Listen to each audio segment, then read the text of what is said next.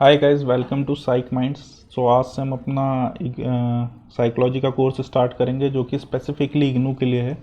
आज हम first book start करेंगे, cognitive psychology learning and memory, जिसका ब्लॉक 1 है इंफॉर्मेशन प्रोसेसिंग एंड उसकी फर्स्ट यूनिट है कॉग्निटिव साइकोलॉजी। नाउ हम देखेंगे कि हमें इसमें क्या क्या पढ़ना है, इस यूनिट में क्या क्या है। तो फर्स्ट एक introduction, what is cognitive psychology, then एक ब्रीफ हिस्ट्री है उसकी कि कैसे स्टार्ट हुई, क्या है, क्या मतलब अर्ली एजेस में क्या थी, मिडिवल में क्या हुई, and then age of now today क्या है, देन रिसर्च मेथड्स क्या क्या हैं इसके अंदर कॉग्निटिव साइकोलॉजी में, क्योंकि ये साइंस है तो इसमें एक रिसर्च मेथड्स होंगी, कुछ गोल्स होंगे रिसर्च के वो। देन इसका एक डोमेन देखेंगे हम क्या है, देन की इश्यूज एंड की आइडियाज़ क्या क्या है। तो अब हम देखते हैं कि कॉग्निशन क्या होता है। First of all, cognitive psychology से पहले हमें कॉग्निशन वर्ड का मीनिंग ढूंढना पड़ता है। तो कॉग्निशन क्या है कि जो भी हमें आज तक ज्ञान मिला है वो ज्ञान किस तरीके से मिला है हमें, हमारे 5 सेंसेस की वजह से। 5 सेंसेस कौन कौन से हैं? एक हम किसी चीज़ को सुनते हैं, देखते हैं, स्मेल करते हैं, टच करते हैं, उसको टेस्ट करते हैं। ये 5 सेंसेस हमें हमारी मेमोरी में कोई चीज़ को डालते हैं, जो हमारी लॉन्ग टर्म मेमोरी है उसमें ये ज्ञान डालते हैं और हम इसी को बार बार यूज़ करते हैं।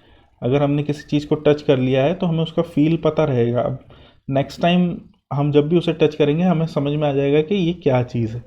तो स्मेल कर लिया है, ये सब लॉन्ग टर्म मेमोरी में चले जाता है। तो ये जो प्रोसेस है उस प्रोसेस को बोलते हैं कॉग्निशन। एंड जो कॉग्निटिव साइकोलॉजिस्ट हैं वो इसी प्रोसेस को यूज़ करते हैं। तो अगर हम इसकी डेफिनेशन देखें तो डेफिनेशन भी वही बोल रही है, the process by which knowledge and understanding is developed in mind. और नॉलेज एंड अंडरस्टैंडिंग कैसे डेवलप होती है? इन 5 सेंसेस की वजह से। वह प्रक्रिया जिसके द्वारा मस्तिष्क में ज्ञान और बोध को विकास होता है। अब नाउ कॉग्निटिव साइकोलॉजिस्ट क्या क्या कॉग्निटिव साइकोलॉजी में हम यही सब चीज़ें स्टडी करते हैं जो मैंने आपको पहले बताई, कि कैसे हम किसी चीज़ को सुनते हैं, देन उसको दिमाग में अपने जो हमारी लॉन्ग टर्म जो पुरानी मेमोरी हमने सेव करी है उसके साथ कंपेयर करते हैं एंड देन हम एक्शन लेते हैं। तो ये जो पूरा प्रोसेस है यही है कॉग्निटिव साइकोलॉजी, इसी को स्टडी करती है।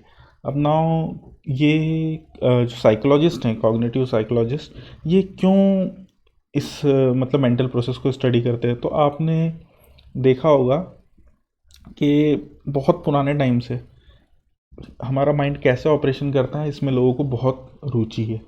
एंड क्यों, और ये रुचि क्यों है? क्योंकि हमारा जो बिहेवियर है वो इसी के ऊपर टिका हुआ है कि हम कोई चीज़ जब करते हैं तो वो क्यों करते हैं, क्योंकि उसके पीछे एक माइंड में प्रोसेस चलता रहता है। जैसे कि आप ये वीडियो देख रहे हैं, तो आप ये वीडियो क्यों देख रहे हैं? क्योंकि आपके माइंड में आपके पास एक गोल है, आपको फर्स्ट ईयर कंप्लीट करना है, देन डिग्री कंप्लीट करना है, देन आपका कुछ कैरियर प्लान है, इसलिए आप ये वीडियो देख रहे हैं। तो हमारे जो इंटेंशंस होते हैं, गोल्स होते हैं, प्लान्स होते हैं, ये सब हमारे बिहेवियर को अफेक्ट करते हैं। और जो हमारा जो बिहेवियर होता है वो, अगर इन शॉर्ट में हम समझे तो हमारी मेंटल प्रोसेस जो भी हैं ये हमारे बिहेवियर को बनाती हैं।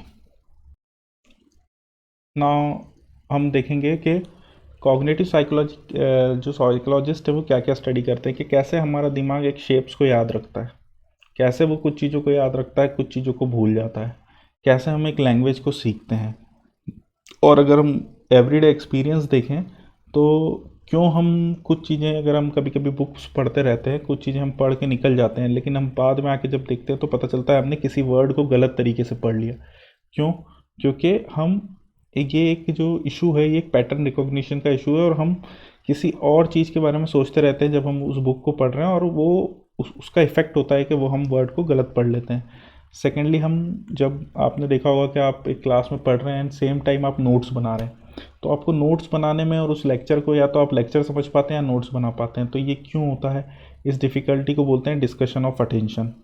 देन थर्ड चीज़ है, आपने अभी तो नहीं है, जैसे कि पहले के ज़माने में होता था टेलीफोन। तो टेलीफोन के टाइम में क्या होता था कि आपने कोई एक नंबर याद किया, और जब जैसे ही आप लगाने गए आप वो नंबर भूल गए आपको, या किसी ने, आप एक नंबर सोच के गए और आपको किसी ने बीच में डिस्टर्ब कर दिया और वो आप नंबर भूल गए। तो ये क्यों होता था? तो ये है शॉर्ट टर्म मेमोरी। आपकी एक शॉर्ट टर्म मेमोरी में आपने कुछ टाइम के लिए चीज़ों को रखा, लेकिन किसी ने आपको आके बीच में डिस्टर्ब कर दिया, वो मेमोरी लॉन्ग टर्म मेमोरी नहीं बन पाई, तो वो मेमोरी वहाँ से उड़ गई। और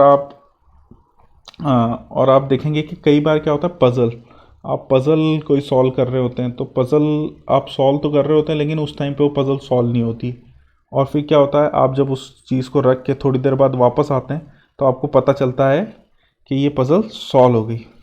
अब आप देखेंगे कि ये सब चीज़ें ऐसी हैं जो कि फेलियर्स हैं आपके। अगर आप इसको एक तरीके से देखें तो आप इन सारी ही चीज़ों में फेल हुए थे, इसीलिए ये सारी चीज़ें आपको याद रही। एंड ये जो फेलियर्स हैं आपके, ये सब इम्पॉर्टेंट है साइकोलॉजिस्ट के लिए, आपका मेंटल जो फिनोमिना है जो इसको एनालिसिस करने के लिए।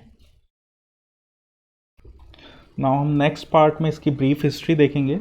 ये पार्ट यहीं ख़त्म होता है। अगर आपको अच्छा लगा है ये पार्ट तो प्लीज़ इस चैनल को सब्सक्राइब करें एंड वीडियो को लाइक करें। एंड अगर आपको कोई भी इसमें प्रॉब्लम आई है या आपको कोई भी डाउट है इसके अंदर तो आप कमेंट करके मुझसे पूछ सकते हैं। Thank you.